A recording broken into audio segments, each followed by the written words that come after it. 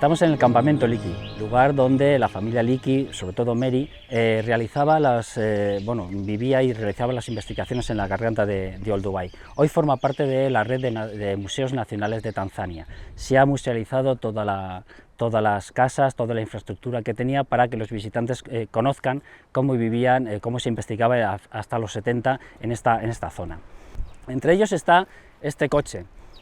Dejó de funcionar a finales de los 70, cuando Mary Leakey dejó de trabajar en la región, pero en estos momentos ya Mary Leakey con su marido Luis habían conseguido que este lugar, la garganta de Olduvai, fuera considerada por todos la cuna de la humanidad.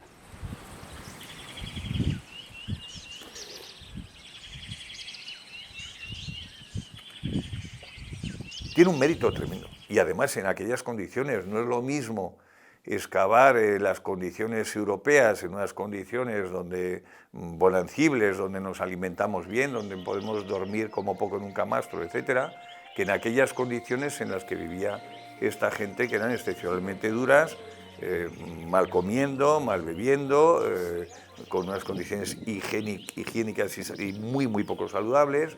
En fin, yo soy un admirador infinito de Mary Leakey.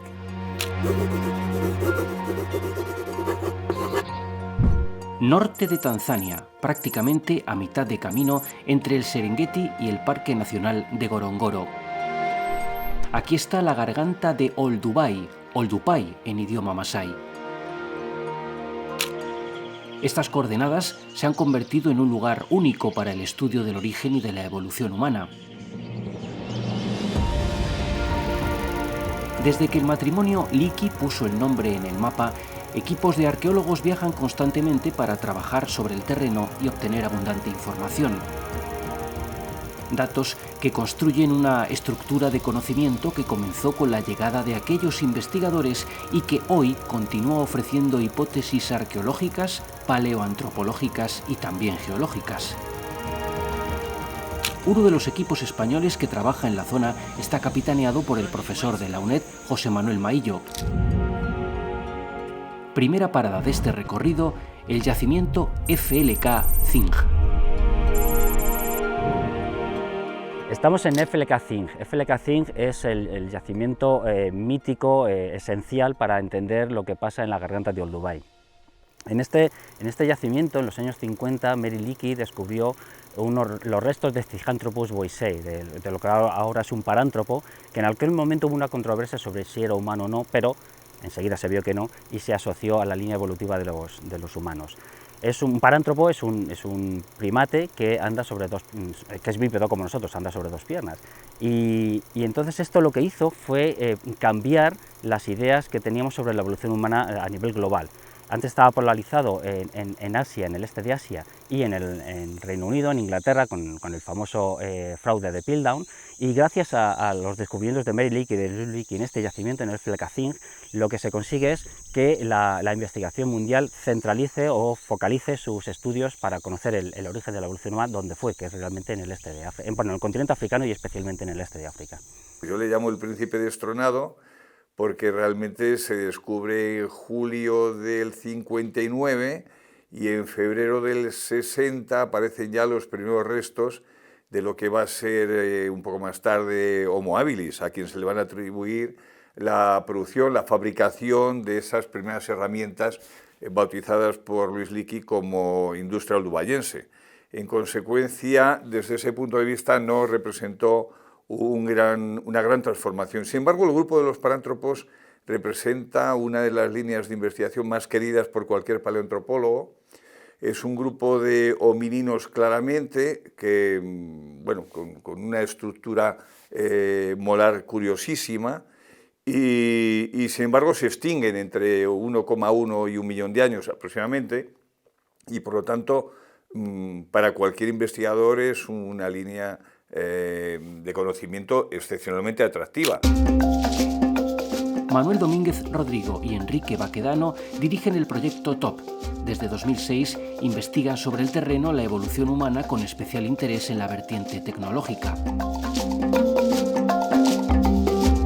Cuando hablamos del origen normalmente solemos pensar en varios orígenes. Si hablamos del origen en sentido singular, pensando como el lugar donde tuvo lugar esa primera evolución de algo que empieza a encaminarse hacia lo que hoy entendemos como humanidad, solamente tenemos un origen y sabemos que ese es el continente africano.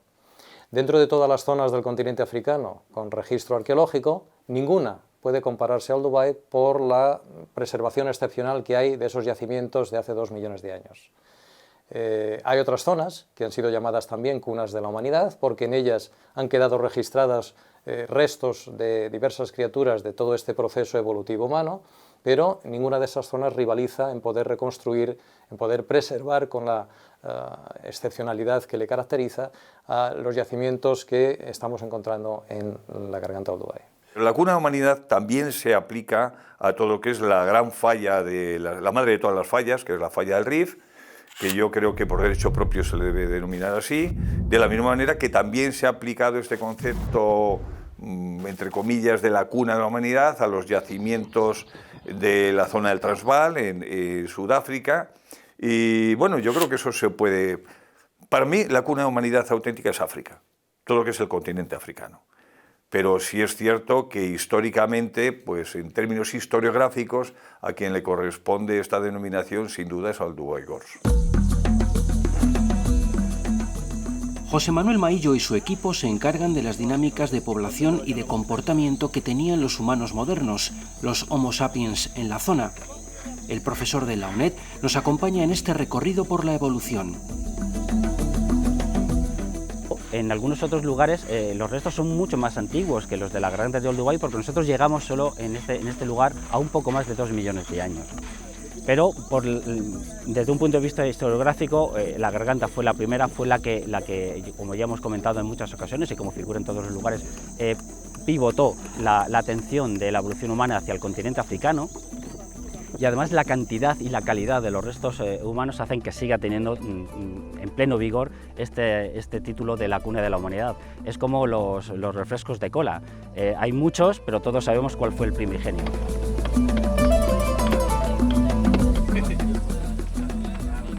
Olduvai Gorge for Tanzania is a unique place which tells us about the origin of humanity. It explains in details about the past, 2 million years ago, how our ancestors were, what they did, how they were living, what sort of life they had, and until later Homo sapien, it explains the life we have today and the life we had in the past. Hay muchísimo trabajo por hacer y cuando digo muchísimo me refiero a 100 años por delante.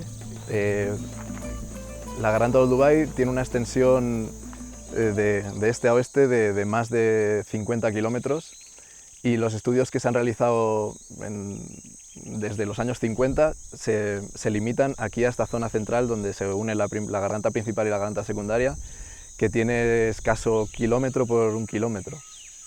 Entonces hay muchísimo por hacer.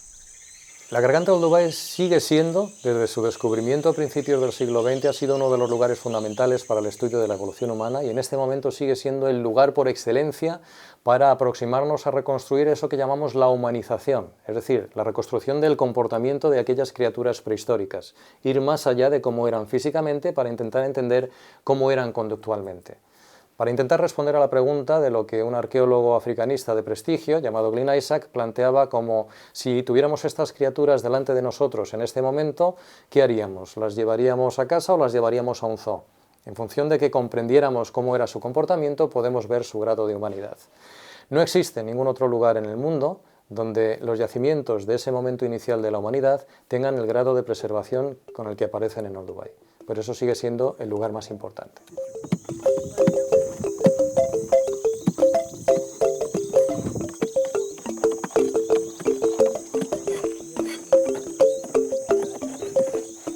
En concreto, para la arqueología española, es un lugar de especial relevancia porque por primera vez, siendo el lugar más significativo para poder acercarnos a eso que nos ha convertido en humanos, tenemos varios grupos, varios equipos de investigación de nuestro país que están trabajando en diversos momentos de ese proceso evolutivo.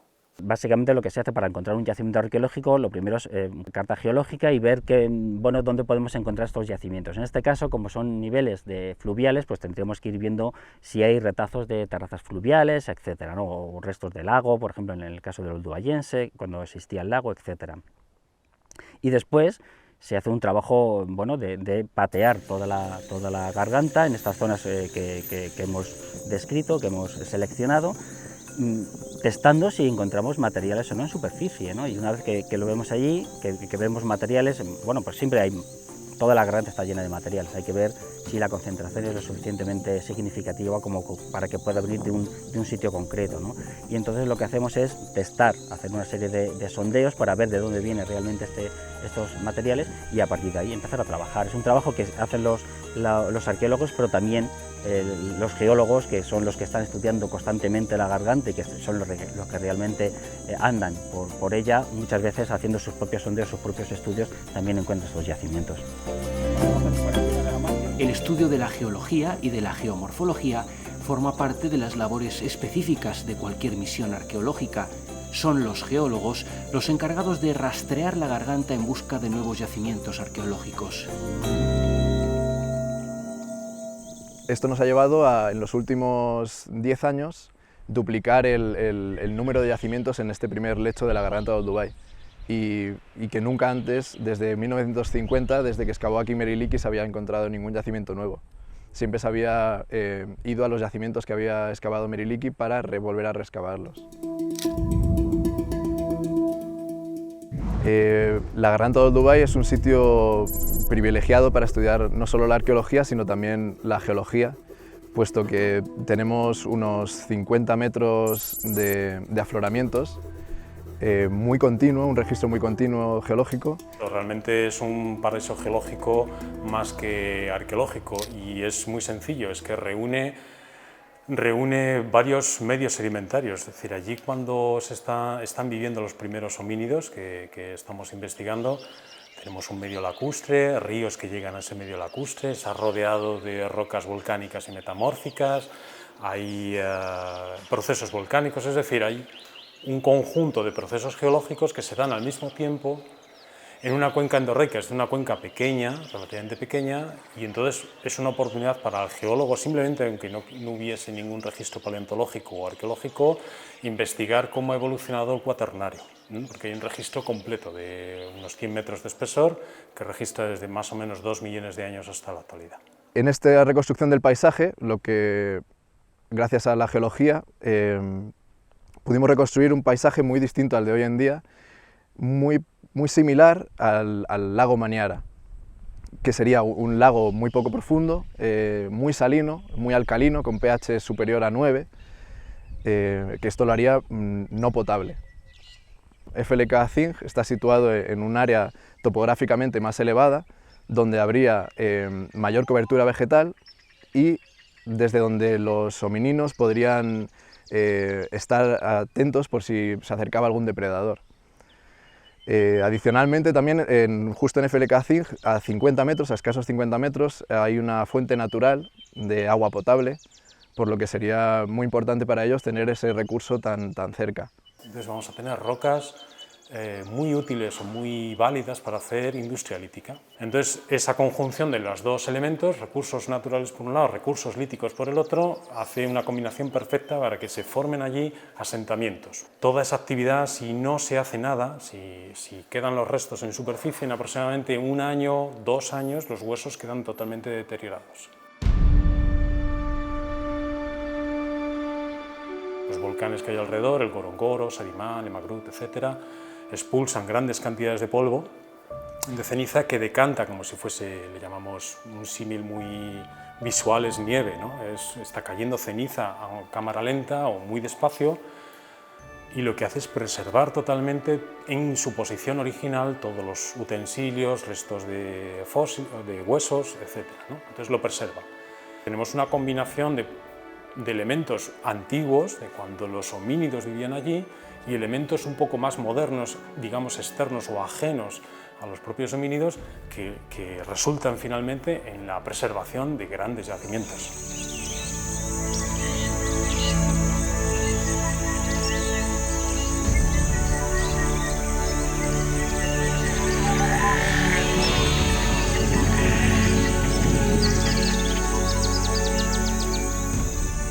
En los últimos 10 años, la aplicación de técnicas de campo novedosas, entre ellas con la irrupción de tecnología procedente de la inteligencia artificial y la reconstrucción de cómo eran aquellos paisajes hace 2 millones de años, nos ha permitido comprender mejor cuáles eran las zonas en las que aquellos seres humanos podrían haberse movido. Esto ha tenido como resultado el haber tenido la opción de poder descubrir yacimientos nuevos.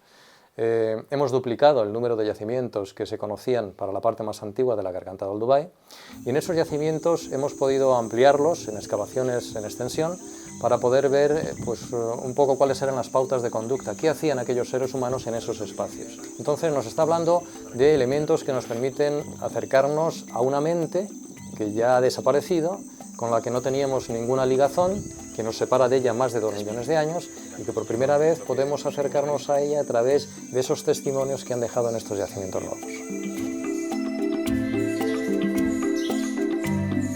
Desde mi punto de vista, lo más importante que hemos podido aportar es el descubrimiento de 3 nuevos yacimientos arqueopaleontológicos y uno estrictamente paleontológico, que al excavarlos vamos a poder, y estamos modificando desde mi punto de vista, la visión de cuál era el comportamiento de estos primeros homínidos. Nosotros nos interesan, por una parte, el registro faunístico, porque nos interesa conocer qué especies ocuparon el entorno a nivel cronológico, porque a través de las especies podemos identificar cuestiones como el ambiente en el que se movieron estos grupos humanos, qué tipo de clima podríamos encontrar y sobre todo también qué disponibilidad de presa podrían haber. El otro foco de interés es intentar encontrar elementos que muestren trazas de actividad antrópica, ya sean en tipo de marcas de corte, fracturación antrópica, cremaciones, que nos permitan caracterizar los diferentes yacimientos e intentar esclarecer las estrategias de subsistencia de estos grupos, cómo cazaban, qué cazaban, si el yacimiento es un kill site, que es el lugar donde matan el animal, qué partes consumen allí, abandonan, cuáles se llevan, si hay una acción posterior de carnívoros, qué carnívoros son, y eso nos permite conocer el tipo de competencia con los otros grandes predadores del momento, del entorno.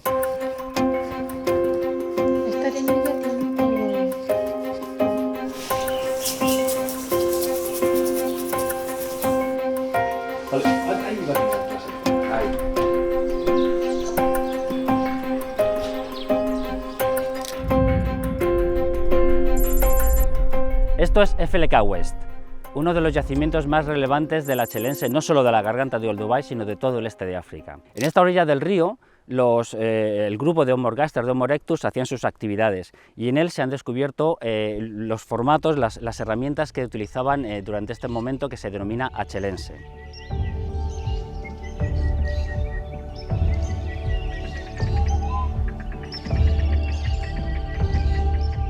En el año 2012 identificamos también en un contexto de prospección FLK West, que precisamente por su situación cronológica se situaba igualmente en este primer momento inicial del origen de la chelense, en torno a 1,7 millones de años. Desde un punto de vista de la industria lítica nos encontramos grandes núcleos, grandes lascas, grandes objetos de gran formato, piezas pequeñas. Podemos hacer estudios de remontajes, estudios de huellas de uso, una gran diversidad de estudios que no se podían soñar en muchos yacimientos de la chelense africano y mucho menos de estos conjuntos tan antiguos. FLK West supone el primer yacimiento de la chelense, no solamente tan antiguo, sino en general de África, en el que hay una asociación directa entre industria lítica y fauna.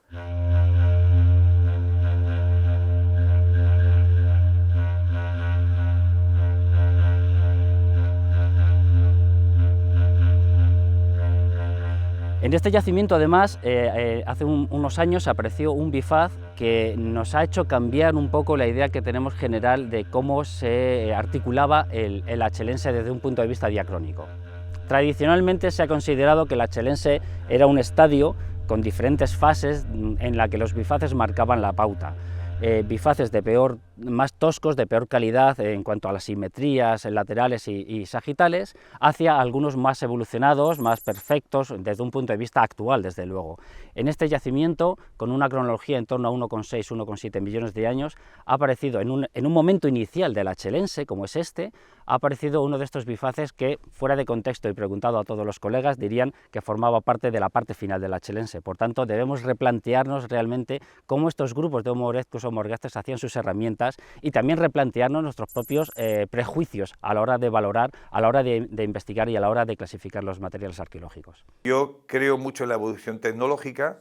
Yo no termino de estar muy convencido de que durante 1,6 millones de años los achelenses o los Homo ergaster en este caso hayan estado haciendo exactamente el mismo tipo de piezas con el mismo dominio tecnológico, y por lo tanto creo que habrá que esperar a ver. Pero sí fue una gran sorpresa, o sea, la aparición de este bifaz nos descolocó absolutamente y a priori nos podría hacer pensar que los ergasters ya llegaron con el dominio de una nueva tecnología de la noche a la mañana, pero a mí me cuesta mucho, yo que soy en este sentido muy estadial, me cuesta mucho creer que durante 1,6 millones de años prácticamente no haya habido una evolución tecnológica. Creo que las cosas han sido bastante más complejas.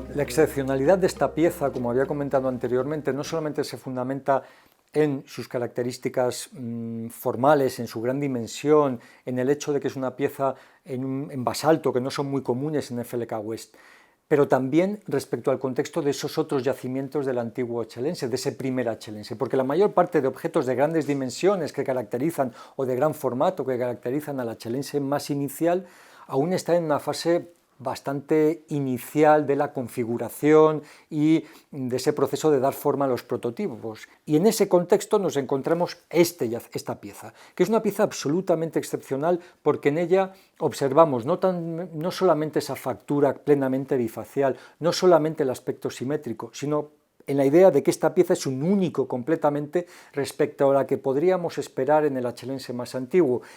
Y sus características, tanto formales como técnicas para su consecución, están más vinculadas con lo que supondríamos que existiría o que podríamos encontrar en momentos un poco más avanzados del achelense, es decir, en torno a cosas que encontramos en otros yacimientos hace 1,2 millones de años o 1 millón de años, en el que el achelense ya está plenamente en marcha, está encarrilado y observamos ya pues, que esos prototipos están plenamente marcados.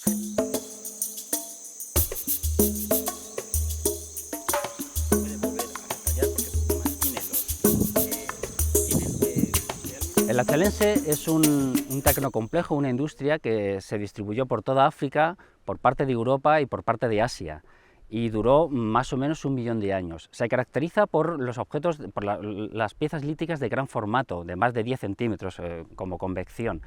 Y son grandes lascas, son hendedores, etc., pero sin duda la pieza estrella, la pieza más característica del periodo achelense son los bifaces, que son estas piezas talladas de manera bifacial por las dos caras y que tienen esta forma generalmente almendrada con una base circular, cuadrada, a veces tallada, a veces no, y que suelen acabar en punta.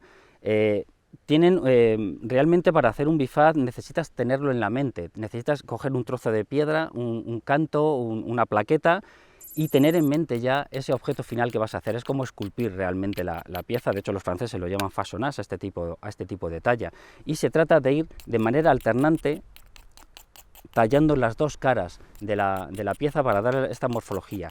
Esto le da unas características muy óptimas, porque es un utensilio que a través de las huellas de uso, de los análisis de huellas de uso, se ha comprobado que servía casi para todo. Sería, en un mal ejemplo, la llamada navaja suiza del Paleolítico. Y tenemos constancia de que servía para cortar, para raspar, para cavar incluso, y además tiene esta morfología biconvexa, permite que cuando los filos se agotan, volverlos a tallar y volverse a reavivar. Por tanto, la vida útil del utensilio es muy larga. Y esto, bueno, pues este modelo sirvió para los humanos al menos en 1 millón de años.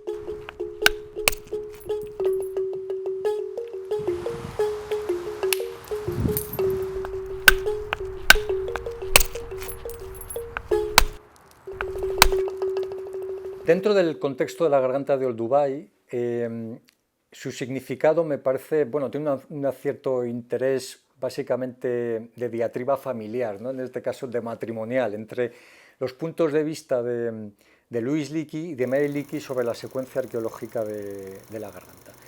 Es cierto que esta discusión trajo o ha traído una gran cantidad de puntos de vista posteriormente, ha traído mucha cola en los años venideros por parte de los investigadores. Pero lo importante de todo esto es que Mary Leakey situaba el origen del achelense más o menos hacia la mitad del lecho 2, mientras que finalmente Louis Leakey planteaba que el achelense surgía desde la base del lecho 2, es decir, un poco más antiguamente. Bien, F.L.K. West lo que ha venido a identificar es que, bueno, al menos desde un punto de vista anecdótico, Louis Leakey tenía razón. Nevertheless, the real emphasis has to be laid on the fact of our ignorance. There's so much to do.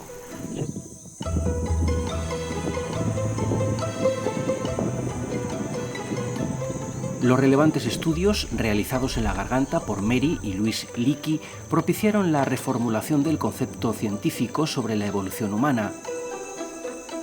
El trabajo de campo practicado por el matrimonio Leakey y todos los investigadores que vinieron después continúan en el laboratorio y en la universidad.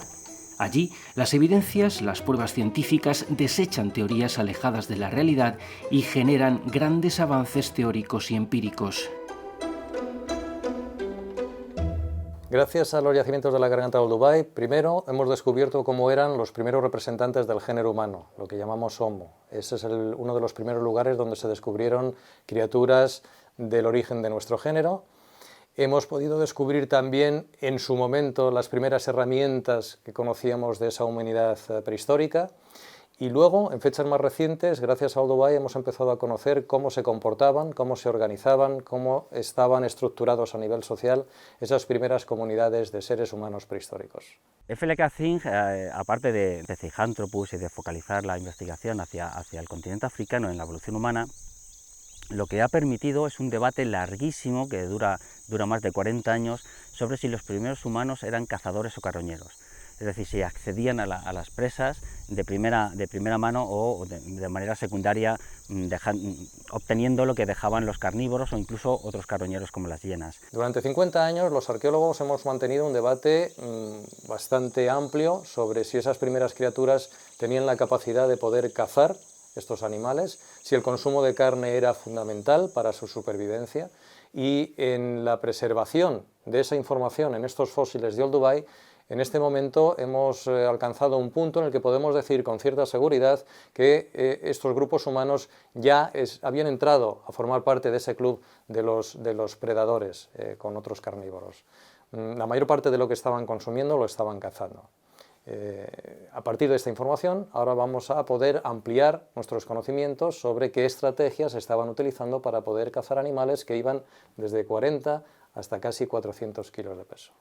Y hoy parece que casi nadie insiste en que estos primeros homininos no eran cazadores. También carroñeros, por supuesto, algo que es razonable. Las leyes de la naturaleza dictan un determinado comportamiento y si están cazando no solo los chimpancés, sino por supuesto los chimpancés de sabana, cazan continuamente, no solo cazan a otras crías de chimpancé, no solo comen termitas, no solo carroñean, por supuesto, sino que además, sobre todo, comen gálagos, incluso utilizan lanzas para ensartar a los gálagos cuando se esconden en los recovecos de los árboles, pues era previsible que lo hicieran los Homo habilis. Y ahora lo que ha quedado es bastante patente que son capaces de hacerlo sobre presas de un relativo tamaño, singularmente gacelas, y principalmente lo que son las antidorcas y los parvularios, pues son un grupo de mamíferos, de ungulados, de preferencia predadora por parte de los Homo habilis. Hasta ese momento nadie había cuestionado que las primeras criaturas humanas que fabrican herramientas de piedra estaban haciendo algo que fuera muy distinto de lo que hacen los cazadores-recolectores actuales. Estaba todavía por llegar todo el cuestionamiento del paradigma de la caza, todo el cuestionamiento de que esos yacimientos eran versiones de campamentos base prehistóricas de 2 millones de años, pero como muy bien dijo Dinford, si eso no se cuestionaba, eso implicaba reconocer que en lo sustancial no habíamos innovado nada a nivel evolutivo digno de relevancia en los últimos 2 millones de años que no hubiera sido la cotización en bolsa.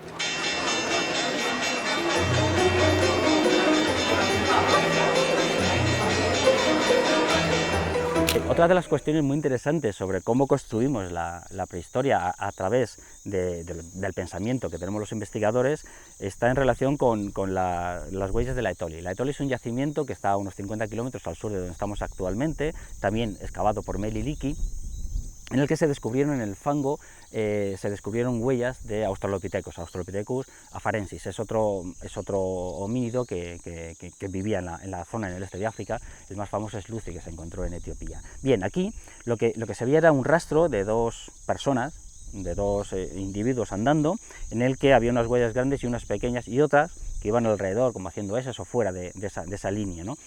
Obviamente se interpretó como un macho, una hembra, huellas grandes el macho, huellas más pequeñas la hembra, y las otras huellas corresponderían a un individuo infantil que iría correteando alegremente, ¿no? Bien, además, en las reconstrucciones que se hicieron de aquello, el macho agarraba, por supuesto, de los hombros a la hembra, ¿no?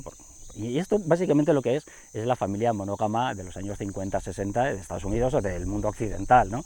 Realmente, cuando se ha hecho un estudio serio de las huellas, lo que se está viendo es que, claro, había en las huellas grandes, en la impronta de las huellas grandes, había 3 dedos pulgares. Claro, eso ya va a ser más complicado, ¿no? Entonces, lo que realmente estaba pasando es que había andando un grupo en el que, sobre un track, iban andando 3 personas pisando las mismas huellas, como pasa a veces cuando vas por la nieve, y al lado iba otro. Y lo que realmente era un grupo, y no esta pareja que iba con su niño, cosa que es completamente irreal si conocemos un poco cómo funciona la sociedad de los primates actuales, ¿no?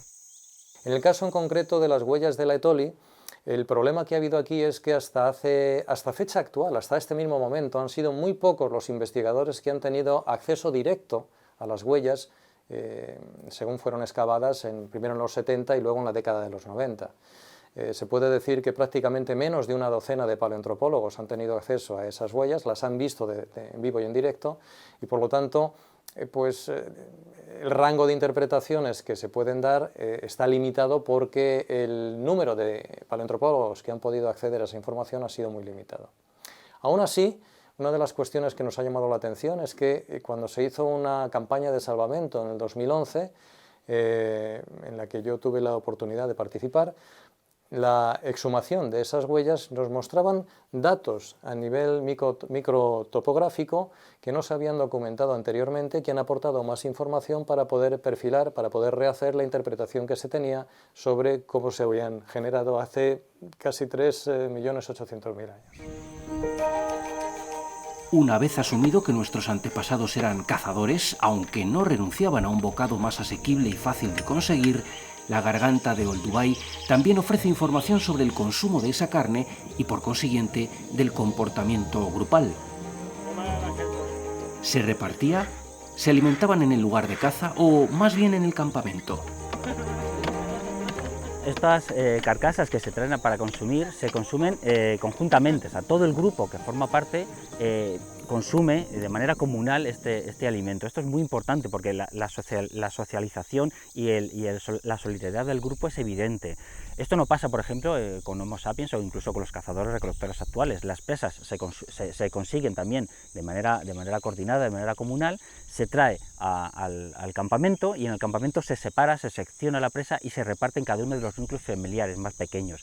Aquí no. Aquí lo que se está viendo en el FLK y en los otros yacimientos oldubayenses de la garganta es que se consumen todos a la vez. Todo el grupo consume esas presas en el mismo momento. La primera manifestación discutible, además, de comportamiento social, cooperativo y digamos que desde un punto de vista de ayuda a los congéneres más débiles, lo tenemos arqueológicamente demostrado en Dmanisi, con la anciana de Dmanisi, el cuarto cráneo de Dmanisi, donde un ser sin ni un solo diente, consiguió vivir durante algún tiempo más, una vez que había perdido completamente la dentición. ¿Eso es extrapolable a lo que sucedió en el comportamiento de Homo habilis en la garganta? Seguramente sí. Es decir, si hay manifestaciones de solidaridad y de cooperación social muy sólidas en grupos de primates, como sobre todo son los bonobos, y repito una vez más, y los grandes chimpancés de sabana, es muy previsible que existiera este comportamiento también entre Homo habilis. Pero eso al día de hoy no podemos testimoniarlo desde un punto de vista estrictamente arqueológico.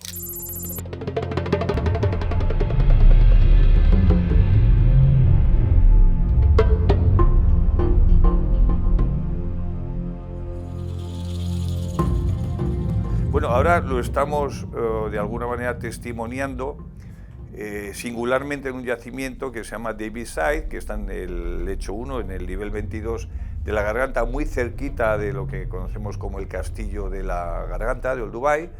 Y aquí lo que hemos podido comprobar es cómo no se produce una partición de los elementos anatómicos de las presas y una distribución por familias nucleares, sino que hay un consumo cooperativo y social por parte de estos primeros Homo habilis, ¿no? Muchas de las cuestiones que se plantean en prehistoria, o de las que vienen desde antiguo, que se plantearon cuando la prehistoria se ideó, cuando la prehistoria se hizo como ciencia, claro, forman parte del pool social de nuestra sociedad y que muchas veces tenemos que erradicar y que tenemos que repensar para poder quitarlo, ¿no? Siempre cuando vemos una reconstrucción de un grupo, un grupo paleolítico, ellos van con las lanzas y están cuidando a los muchachos y como mucho están cogiendo unas vallas, ¿no? Bueno, esto realmente lo que está reflejando es un patriarcado actual, pero no sabemos cómo funcionaba esto en el pasado, ¿no? Es esto mismo, estamos reconstruyendo el pasado a través de nuestros ojos y por tanto se nos cuelan muchos de estas taras sociales que tenemos actualmente. El aporte español a la garganta también supone una inversión en infraestructuras. El nuevo Museo de Olduvai responde a la colaboración con la Unión Europea y el IDEA, un espacio dedicado a la divulgación de los restos fósiles y líticos encontrados a lo largo de la garganta, por tanto, a la evolución humana.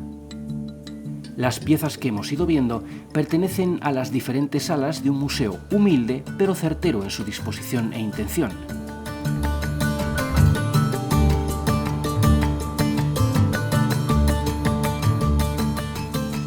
Actually, a community who's normally living around in the new museum, also they are very proud by having this new museum here, because they see that there's something big in their surrounding compound, and also it carries a lot of history, where also they do have to buy their time to come and see what was displayed in the new museum, and really they're very happy.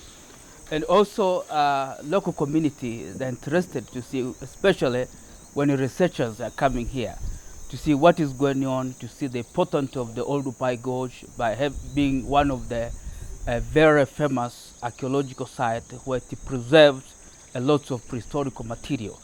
So they learn through the researchers, and also they're going to be benefited because once researchers are here or they're coming here, they do have to employ them so that they're going to earn something as their, that is going to help in their lives.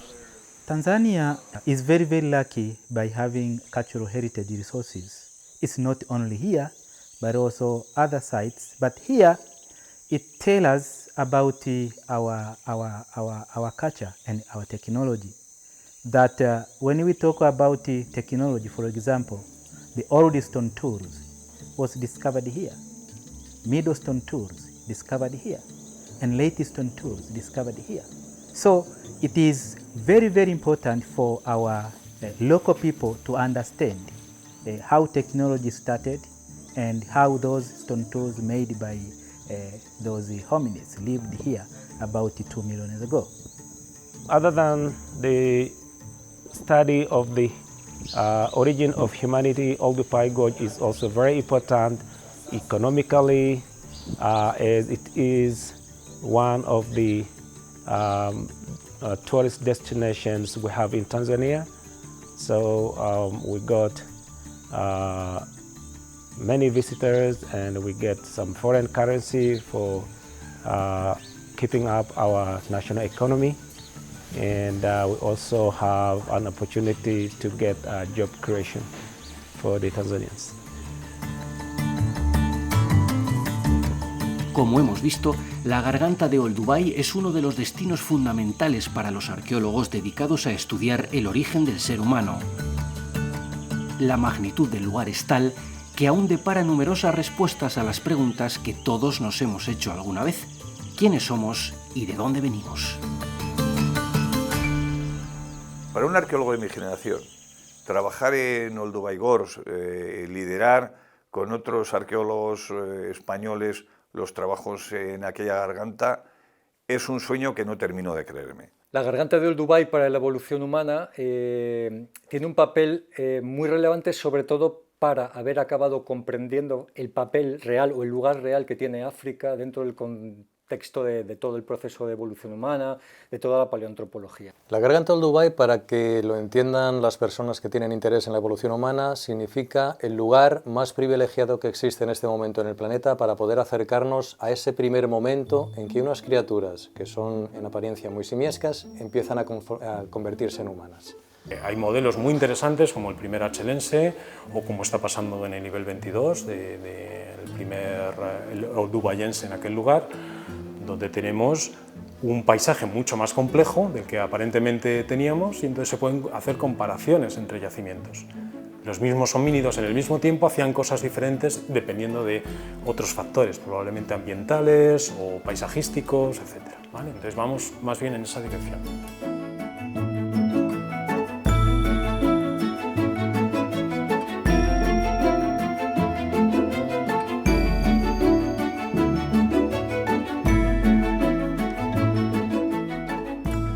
Actualmente tenemos una serie de hipótesis sobre cómo se ha generado nuestra especie, realmente Homo sapiens. Tenemos que valorar qué hipótesis hace que diferentes poblaciones en diferentes partes del continente acaben generando una especie como la nuestra, que de por sí, de entrada, tiene una gran diversidad morfológica, pero realmente todavía no tenemos claro cómo fue este proceso de formación de nuestra especie.